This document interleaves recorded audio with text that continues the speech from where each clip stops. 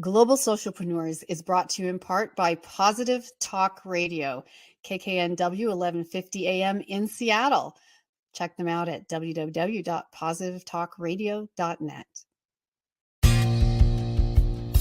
Welcome to Global Socialpreneurs, a one-of-a-kind talk show showcasing expert social entrepreneurs. Learn their stories and their secrets to creating a sustainable impact. Now, here is your host, social entrepreneur Anne Scotland.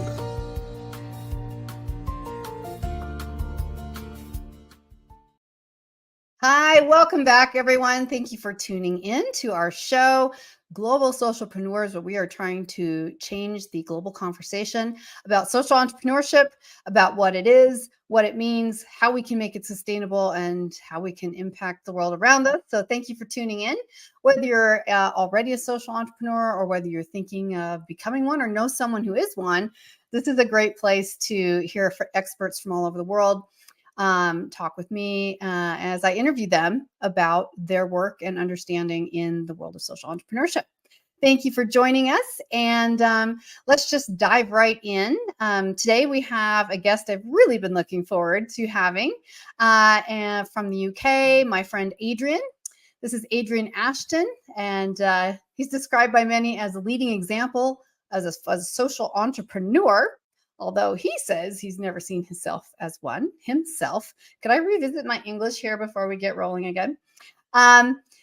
So he says he's never seen himself as a social entrepreneur because of how he models and manages his business and the way it impacts. So we'll be super excited to unpack that, learn more about his definitions and around the expanding possibilities of what social entrepreneurship means.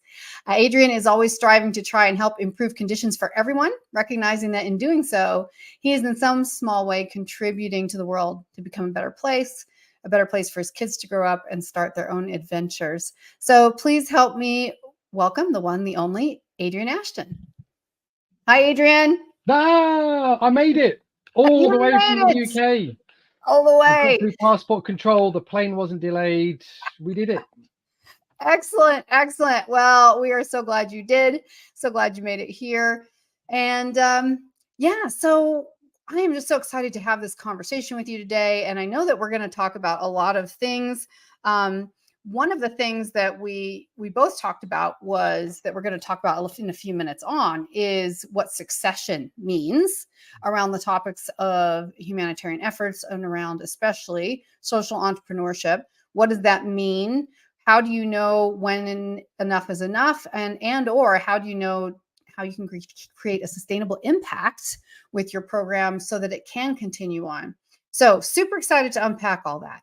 But first of all, just tell us a little bit more about the one, the only Adrian Ashton, and what is it you do, and what has brought you to the place with the work you're doing now?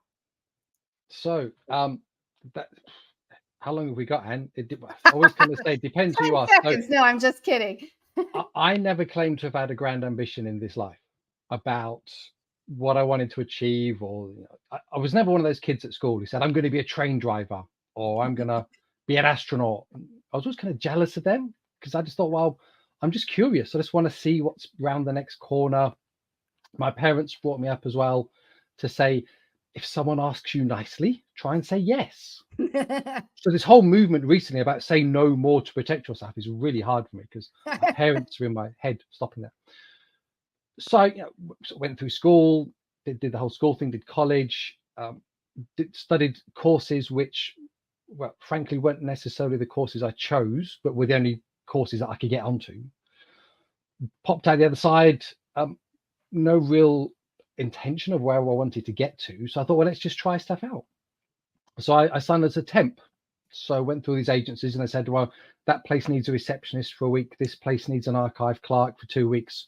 Tried all these businesses, which incidentally, if you're starting out in this life in terms of careers and jobs, and you want to understand how organizations and workplace cultures work, be a temp.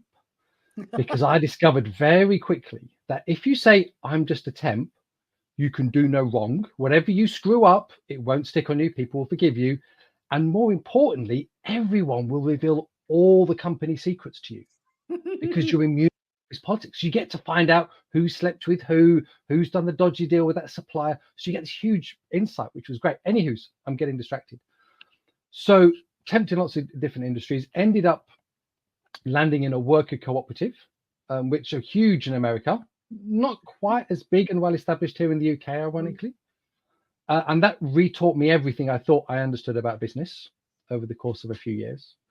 And then from there was successively approached by charities, other cooperative businesses, social enterprise bodies to take on project management roles, lead the agencies. And then about 18 years ago, had what seemed to be the dream career offer. Out of the blue, this big social business came to me and said, "We've heard about you." So again, a generational thing, showing my age. To put this into context, 18 years ago, the iPhone did not exist. X, or Twitter as we used to call it, was a teletext service. Okay, it wasn't on your app on the phones. Dropbox didn't exist in terms of LinkedIn. No, not there either. And yet this firm at the other end of the UK had heard of me and said, "We want you. We're going to create this job." So I kind of packed up, took my family up north to the other end of the country. And then they said, "We're very sorry. No job after all. Good luck with everything. Bye." So I had that moment of, I've been creating change. I've been leading stuff. People have enjoyed it. They've said it's good. And now suddenly I'm adrift. Where do I go next? So did what I've done since I was 14, knocked on doors, said, "Hi, I'm Adrian. I've delivered papers. I've, kind of butchered cuts of beef before in abattoirs. I've worked on radio shows. What do you need? I'll do anything because I've got a family to support." And very fortunately, had some breaks working with some social enterprise programs, got noticed. Other people started talking about me, and successively my name's been passed around, which kind of led us in part to this conversation today. But over that period, I've worked with sort of departments in UK government. I've worked with national sector bodies. I've accidentally changed bits of company law here in the UK to make it more favorable and supportive for social entrepreneurs. I've done research that's influenced national policy. I've accidentally written a book about imposter syndrome that feedback I get from people who've read it says, "This has changed the way I've thought about this. I'm not trying to get rid of it. Now I realize it's a superpower." And there are people now taking their research, their work further than they would before. And I'm just still bouncing along going, well, this seems interesting. And again, that voice of my parents in my head, Mark and Barbara, if you're listening, because you brought me up, have good manners, try and say yes, try and be helpful. Obviously, the universe is putting all the right people in front of me to say, "Would you try this?" And, and when you approached me and said, "Would I come on the show?" Again, my parents are in my head, so thank them. And hopefully there's some serendipity through the show today that other people hear or listen and go, "That's great. That's given me what I need to know. That's encouraged me, challenged me." And that's helping to keep the big wheel turning. Wow. Amazing. Amazing. So I love what you were talking about as far as collectives. And just for people who may or may not be super familiar with what that means, can you just break that down just a little more to explain what that means and whether that's public or private, for-profit, non-profit? Yeah. So a worker cooperative from the outside looks like any other regular business, except it doesn't have a Jeff Bezos at the background owning all the shares and pulling all the strings, or an Elon Musk. Instead, all the people who work in the business own it collectively between themselves. It's their business. They have a stake in it. They're working it. They're running it to sustain their employment for themselves. They're designing it so that it's the best designed jobs for their welfare and well-being. And because of that kind of passion and ethos, they're also then saying, how do we be the best supplier we can be? How do we be the best buyer we can be? How do we be the best neighbor we can be to our community? So we see worker cooperatives actually being, the research shows us, the most resilient form of business models out there as we go along, and the most impactful for the jobs they're creating and the impact they make on local communities. And they come in all sorts of different shapes and sizes and colors. But like I say, in America, they're much better established than here in the UK. This is great. And that's such a great answer. Thank you. And it's such a great summary of what that means. And the reason I really wanted you to elaborate on that was just because this is a really interesting piece of what can be part of social entrepreneurship. And we could talk all day about whether those individuals are social entrepreneurs or part of a social entrepreneur enterprise, if it is a social business enterprise. Mhm. But tell me, what got you excited in the first place around the concepts of social entrepreneurship? Again, it goes back to my parents. It's that sense of, they brought me up with a sense of social justice, and apparently, even before I can remember, they were taking me on protest marches against nuclear arms, getting into trouble with the police. So there's a story of a rally they took me on, and then as the rally was finishing, the police pulled them to one side and sort of, please, well, I'm not sure if I'm pleased to say, but I occasionally still find the hand of the law on my shoulder from time to time, saying, what's going on here? And fortunately, always able to resolve it amicably. There's no charges ever brought, so we're all fine still. So there's something about, sort of looking at the world and saying something's not quite right. This isn't fair. This is not right. We're a social species, human beings to human beings. None of us exist in a vacuum. We stand or fall together as a community. So, that sense of social entrepreneurship that says we've looked out of the window, something's not quite right. And rather than relying on a traditional philanthropic model of charity, relying on the goodwill of strangers to give us a gift that may or may not happen and may or may not come with strings, what if we set up something more sustainable, something rooted in trade and commerce, which gives us more control, more empowerment as well? So again, this sense of, if we're talking about trying to empower people, give them a sense of progression and hope for the future, we can set up a traditional charity, no problem with that. But then the people who are supported through that charity will always know on some level they've been supported because of the kindness of strangers who've, to some extent, taken pity. A social entrepreneur says, actually, I want something that goes further than that. I want everything. I want the cake and eat it. So I want to create jobs that will actually give people a sense of worth. So people know that when I'm employing them, that, be they're an ex-offender, somebody who's recovering from mental ill health, whatever it is, I'm doing this job and it's worthwhile. And it's actually a job that I've never had before. No one else would give me this chance. And I've earned this. And through my efforts, I'm sustaining it. That kind of impact for the individual, we're not changing the world in terms of the global ball we're all spinning around on. We're changing that person's world, how they see themselves and who they are as a human being. That there's the kind of the cliche, if we change the world for one person, we've changed the world. Actually, it's that power of collective actions. If we're all doing our part, that's how you start a movement. A single drip does nothing, but you put enough drips together, you've got a flood, you've got a tsunami, you've got an ocean of change coming around. So would you say that for you, what the difference between social entrepreneurship and traditional nonprofits is more the effect, let's say particularly the emotional and psychological effect it has on the quote unquote recipient of the service? Would you say that that's part of what makes it different? Is how the person receiving the help feels about themselves, or did you are actually articulating that differently? I think that can be part of it sometimes. For me, so again, when you're kind of doing the introduction, I always find interesting this idea of lots of social enterprise movements in the UK go, oh, look at Adrian, isn't he a great social entrepreneur? And I keep saying, no, I'm not. Because from the outside, what you see publicly can be indistinguishable. So here in the UK, McDonald's is actually one of the most impactful businesses we have in the UK for creating social good, environmental benefit, employment, welfare, supporting families, and so it goes. They don't trade on that, but they're not afraid of it. But at the same time, this is the same company that came under a lot of boycott, not that long, within the last few years. But they've changed. They've introduced business practices that are actually creating impact and benefit for employees and others. The difficulty is, for me, that's not embedded. A new chief exec could come in and that could all change. Market forces could flip and they go, we need to start saving money, so we're going to drop that. A social entrepreneur says, because my motivation is rooted in creating change over time and embedding that into my business, that's the difference. Traditional entrepreneur, there's a market opportunity to trade, to make money, and that money might do some good things, but ultimately I'm in charge of it and I'm going to benefit. Social entrepreneur says there's a market opportunity to trade, to generate money, and with that money, we will create good things, and we will always be creating those good things. I may take a wage, but ultimately this thing's going to outlast me, and it's creating something bigger than me.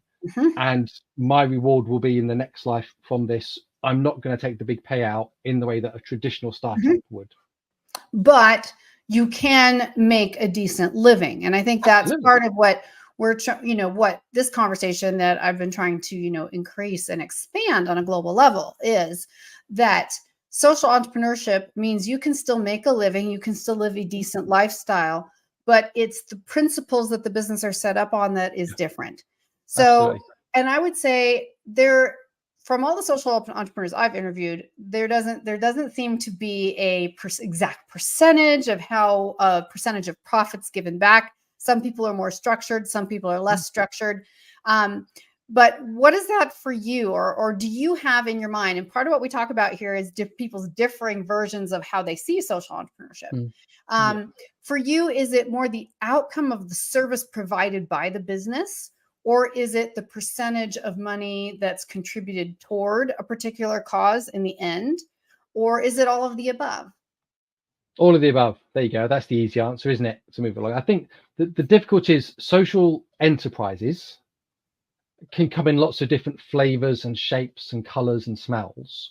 So, for example, there was a brilliant paper by the Charities Aid Foundation called The 3 Models of Social Enterprise, which says you're either what your service is doing is intrinsically good, like a wind turbine.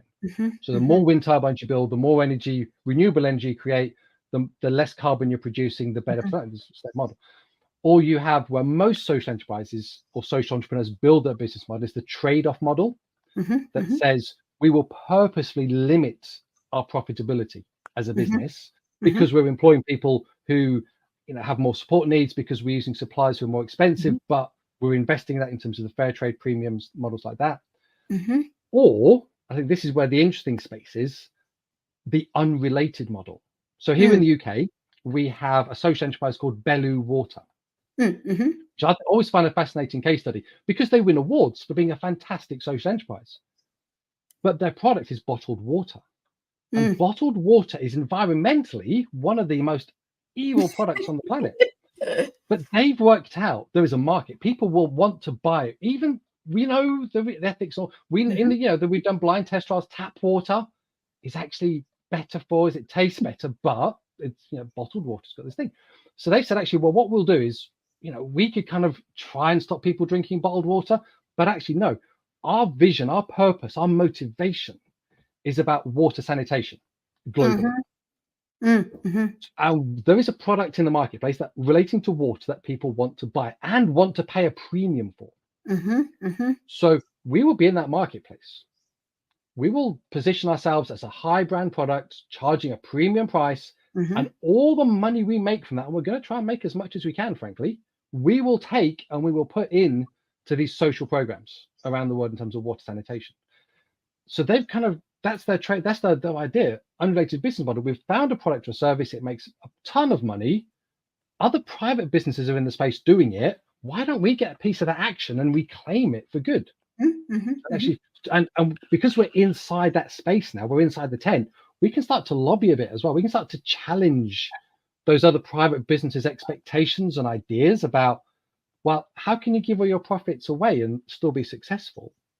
So again, this idea of we model behavior. As we grow up as children, we learn rules because of what we see in the playground, what our teachers tell us, what we see other people doing. If as a business we can start to model behaviors that challenge other businesses, we can amplify that change and it goes through. So the worker cooperative I was part of, when I go through, is a whole food worker cooperative called Daily Bread in a city called Cambridge. And when I was with them, one of our big things that we always tried to do was be part of corporate networking events through the chambers of commerce, business clubs. And the reason we would do that would be we turn up there and we try and challenge these other private businesses to say, look, you can employ people who everyone else has written off. You can have a supply chain, which you're paying a premium for. And you can do all of that and still be a sustainable business and a growing business and not need to do it with grants or subsidy or tax reliefs from the council and the government to challenge their thinking. Because our idea was, if we're just trying to do this by ourselves, that's nice for us, but ultimately that change only goes so far. We're trying to spread that vision, that, you know, that this idea of succession. How do we spread this change beyond ourselves? So as a business, we deliberately went out to influence the bad business community, but we can only do that by engaging with them on their terms, in their places, but that they hang out. Yeah, that makes sense. And I want to just back up for one moment to talk a little bit about profits, because I assume most people who are watching are probably have some business experiences, but not all. And my point is that social entrepreneurship should be available to everyone, and that we all have combined experience that can make us an effective social entrepreneur. So when you talk about the bottled water company, and they're going to give all of their profits to XYZ for clean water. The point being, that's after the employees have been paid. This is actual profits. This is after the founders have been paid whatever they are designated, probably limited by a board of directors or whatever they have decided in advance. This is the limit to the pay. So everyone gets paid. Once the business is profitable, then it's those profits that are used or reinvested. But ultimately, that's the difference. And I think that's where people really misunderstand social entrepreneurship. Especially some of my friends in Europe who are not social entrepreneurs by trade, or this is something just very peripheral in their mind, even more than Americans. There seems to be this little like, ooh, you're getting your hands dirty. You're doing humanitarian or environmental work, but you're getting paid. Like, isn't that a little sleazy? You know, kind of like, what? And I was like, well, no, first of all, it's a little less weird to Americans. We have this very, for better or for worse, you know, this very entrepreneurial, self-employed, driven mindset of money making. And so being an abstract and doing business differently is not unusual. But I'm saying, no, you know, it's the good that has been done and continues to be done by nonprofit organizations is incredible, but it's not accessible by all. And for many people now, the water bottling company is kind of a macro example of social entrepreneurship, or eventually maybe even this becoming a social enterprise. So it can sort of evolve even from one to another, as being kind of one of those big, you know, we want to shoot for the moon businesses. But a lot of social entrepreneurship is very grassroots. It's very it's begun by people on the ground to fulfill a need on the ground where they are. And that's something that is often different from traditional large scale models traditional large scale models of the big organizations, the big nonprofits, which is kind of going in with a macro view, saying we're going to solve this problem in this country, or et cetera. And there's research done in all this, and there's a lot of times there's money, enormous amounts of money put into it, and only very small percentages, as we've seen from the numbers, actually takes effect on the ground. They spend most of their income fundraising for more income. Like, it's just this very interesting phenomena, as opposed to someone who says, in my community, there is no after school, there is no preschool program for working single moms who cannot afford expensive preschool. How can I make a living, create local jobs, and especially to help single moms with their kids so that they can have a job? And maybe we can even expand this so that there's after hours training so that they can earn certificates so they can get better jobs. Can we make this a comprehensive opportunity for everyone to be win-win-win? So that's where the kind of grassroots version of social entrepreneurship comes out and says, we're going to change things on the ground because there's a need now. And I can't even tell you how many people, even people I've had on this show, who had no idea they were social entrepreneurs. And it's not the name, it's the idea of what are you actually doing? But they've been doing this work sometimes for weeks, months, even years, and didn't even know there was a name for it. I just interviewed someone a couple of weeks ago, and she was like, until I met you, I had no idea that I was a social entrepreneur, because they'd identified a problem, they were solving it, it was for profit, they were getting paid, and they were making a tremendous impact on the ground, but it's structured differently. Yeah. So that's the big thing. Yeah. And I think there's something there as well about, well, there's a few things in there, really. So one is about the badge. You know, can you do this without calling yourself that? Well, people do this all the time without realizing that they could claim a badge for it. You know, and I've got a badge now. So and always say to people, you know, are you happy with that identity? You know, and always say, you know, we mentioned before I came on the show, I'm actually a legally titled lord, and my wife is a legal lady. So I'm Lord Adrian Ashton. My wife is Lady Zoe Ashton. We don't kind of use it unless we're trying to. You have no idea how jealous us Americans are of your titles. I know. Well, maybe that's the kind of, you know, if we have a kind of a subsequent kind of recall in terms of if people like the show, I'll come back and I'll tell the story about how that came.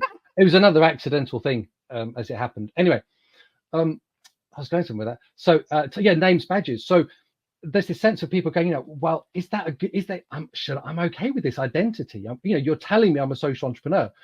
You don't have to accept that as your identity. It doesn't stop you doing good stuff. I always said, if it helps you open new doors, if it helps you engage the people you need to engage to get it out, brilliant. But otherwise, just leave it in the box. Yeah. You know, and wheel it out with you. Like, I've won some awards. They tend to sit in the cupboard behind the sofa, unless my parents come around, and then they're out on the mantelpiece, dusted down. And so yes, that sense of use it when it's useful, but it's your vision, your passion, your motivation, that impact you're creating. It should be influenced by your values and in a way that you're comfortable with. So do it by your rules, not other people's rules.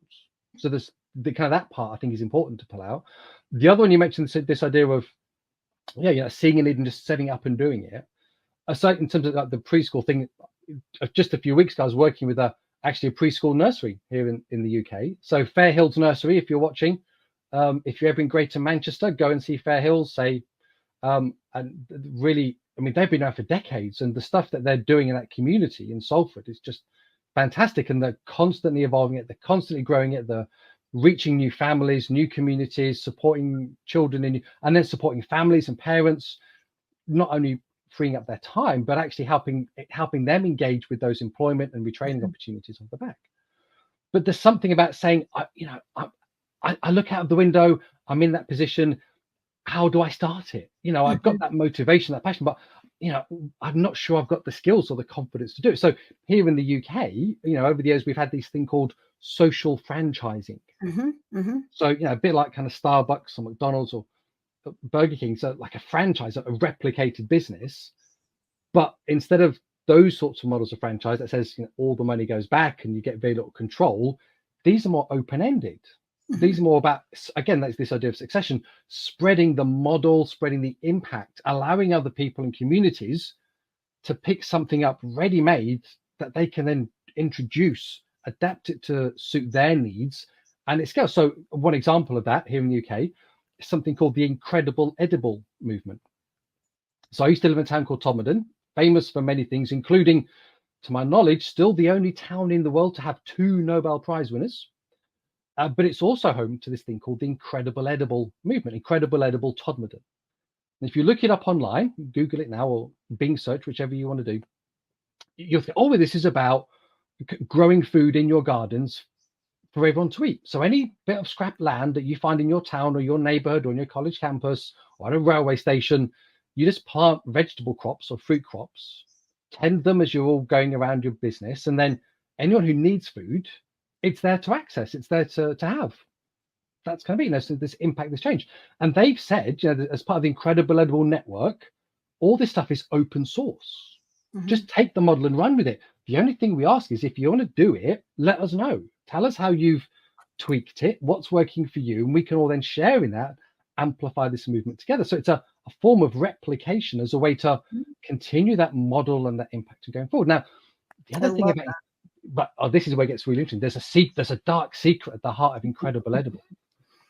It's not actually about the food. Food is the cover story. Actually, the motivation behind Incredible Edible was about getting to know your neighbors.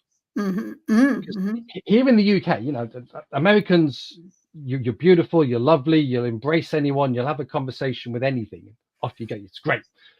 Here in the UK, we don't really do that. We don't do small talk. You can live years on the street and never actually, if you time it carefully, you'll never even see your neighbors coming in and out of their doors. And that's like, you know, life goals for many people. But that doesn't make resilience. That doesn't build for, supported lives. It stops, serendipity happening. So Incredible Edward said, how do we find a way to allow neighborhoods, people and communities to talk to each other, to break down those barriers, to build meaningful friendships that can support each other through times of need or trouble? Because again, Todmorden is also one of the most flooded towns in the UK. That's a whole other issue and podcast story perhaps. So I said, well, what's the one thing everyone has in common? Well, other than the fact that everyone has to wipe their bottom, everyone has to eat food. So what if we use food as the way and how can we get food doing so? Well, if we make it public and we say to people, grow it in your gardens, and then if you want to take your neighbor's food, you knock on the door. Is that okay? We're very polite in Britain. Is it okay if I take your courgettes or your marrows or your apples? If you're kids, you just nick it. But if you get older, we have this idea. So all of a sudden, you've started this conversation. And then it becomes, well, if you're taking my marrow, that's fine. Do you know how to cook it? Can I share some recipes with you? And then you started a conversation. You're getting to know people. You're building that sense of community together. So this is basically an example of an understated co-op, again, kind of where we started this conversation. So the collective action, collective mutual support. Yeah. This is a mutual support, collective action. Now, whether or not this one was actually for profit, I guess that's another really excellent point, and probably for another day. How do you define profit? It's not always in dollars and cents. I think that is important. Hey, that doesn't do me any good over here. It's got the king and queen's head on it. I thought Americans loved our monarchy, I know we do. I have all kind of box of your coins. I love them. I'm like, they're so cool. We're so enamored. Well, actually, in which case, I'm probably got. So my father, who has just finished being the mayor of the city of Cambridge, So we've just recently, you may sadly we lost Elizabeth II a little over a year ago now, succeeded by her son, King Charles. King Charles, after his coronation, the first person to shake his hand on an official thing was my father as the mayor of Cambridge. So this hand is kind of 2 handshakes away from the King of England. So I love that. I love that. I have to be very careful when I wash it. Yeah, we're more like selfies with the Hollywood people, that's when I was acting full time in Los Angeles. That was the big thing. It was like, how many selfies with famous people could you get on your Instagram feed? But no, it's fascinating though, like this co-op, this collective principle around. So again, and then productivity and what is profit? Again, I think so much more for another day because we're like having so much fun but I'm really enjoying what we're just talking about because I like to get back down to the brass tacks and the principles of social entrepreneurship because they are in many ways mistaught, misunderstood. I think defining profit, I'm literally going to write this down right now because this is going to become a new question in the show. Well, actually, this point of profit here in the UK, and this is an interesting, again, it's really sort of edifying for me to have these sorts of conversations with you, Anne. Because there's huge cultural differences between the way that we approach this, depending where we are in the world, because of our respective histories and laws and things. So here in the UK, social entrepreneurship and the wider social enterprises are often bound up with this term, not for profit. Interesting. So yes. That's what's so confusing. Yeah, so it's defining itself by what it isn't. So saying, well, private businesses are for profit. We are not traditional private businesses. So how do we say it's not for profit? That's a big. Now for me, and I was going to say, if you ever see me in person at an event and the fight's broken out and you see I've started to slap someone, it's because they've introduced themselves to me as saying, oh, we're a not-for-profit. You ever say that, I'll slap you down? Okay, because it's so damaging. Because not-for-profit is a really powerful binary statement. You're defining yourself by what you are not. Yes. You are not for profit. That means you are for loss. It's like, hi, I'm Anne, and it's like saying, oh, hi, I'm Marie, and I am not profitable. Yeah. Please give me more money to top it up, and then I'll waste it. It's not sustainable. It's not empowering. It's not kind of encouraging or challenging or inspiring. It's just, keep putting more money in the bucket because we've got leaks in the bucket, and we know we've got leaks, and we're not going to do anything about it because we're okay with it. Interesting here too, because not-for-profit is a very specific, at least in the U.S., very specific tax designation. Whereas for-profits and social enterprises, while it's possible they may have the support of government funding, or they may be recipients of a one-time grant, and those things are possible, they are typically, most of them are still taxed as a traditional business, which is a really interesting question. So I think and this is why I love having these conversations, because one of the biggest challenges around the social entrepreneurship debate, conversation, whatever you want to call it, is we need to redefine our definitions. I mean, over the next 10 years, it's my goal that we collectively can get government and large enterprises and small ones as well to start officially redefining these terms, because it's very confusing. And so some of your for-profit social entrepreneurs in UK actually still have a government designation as a nonprofit. So it's extraordinarily confusing. Yeah. And so one of the challenges in the UK is we have about 14 or 16 different legal forms that a social entrepreneur can use to incorporate their business model within. Some of them are exempt from taxes, some of them aren't. Some of them gain special recognition, like I said, in terms of preference for contracts, that some don't. It's just really boggling. I do workshops and training courses with groups to try and help them understand what's the best structure for me to pick. I do this with startup programs. I've done it with faith-based entrepreneurs as well, as part of theological programs, in terms of if you are motivated, and this is another kind of huge branch of social entrepreneurship. If you are motivated by your faith, does that automatically make you a social entrepreneur? Gosh, these are good questions. And again, I think, well, my short answer would be yes, it does. The problem is the succession, because as you grow and scale your business as the faith-inspired leader of it, the entrepreneur driving it, you are making sure that purpose, those values, that change is sacrosanct. It's central in everything you do. Here in the UK, Boots the Chemist, Barclays Bank, they were set up by faith-driven entrepreneurs. But then once they retired out and other people took over who may not have shared that faith in the same way, they started to be swayed by other forces. And then we see these businesses that were once paragons of virtue because of the roots in faith, they're just the same as any other private. And actually, they're seen as being really unethical. They're really damaging now because of their employment. Where did it go wrong at that point of succession? How do we as the social entrepreneur inspire and embed that change for the people who come after us to carry on that purpose? Like I say, Incredible Edible have taken the view of saying we'll do it as a movement change. And there have been a number of food-based and education-based social businesses that have come out of it in different places, inspired by it. Great, brilliant. But they've said in terms of keeping that vision, that impact, that change happening, we have to open source it. Yeah. That protects. That makes sense. And this is, I'm so glad that you kind of helped us bookend around the conversation of succession and described it for us, because we're definitely going to have to come back and talk about this more. And my goodness, this would also make such a fantastic panel discussion, because I think there's so many things that need to be unpacked in this conversation. And, succession is just one of them. And I hope you'll come back and we can talk about that in more detail.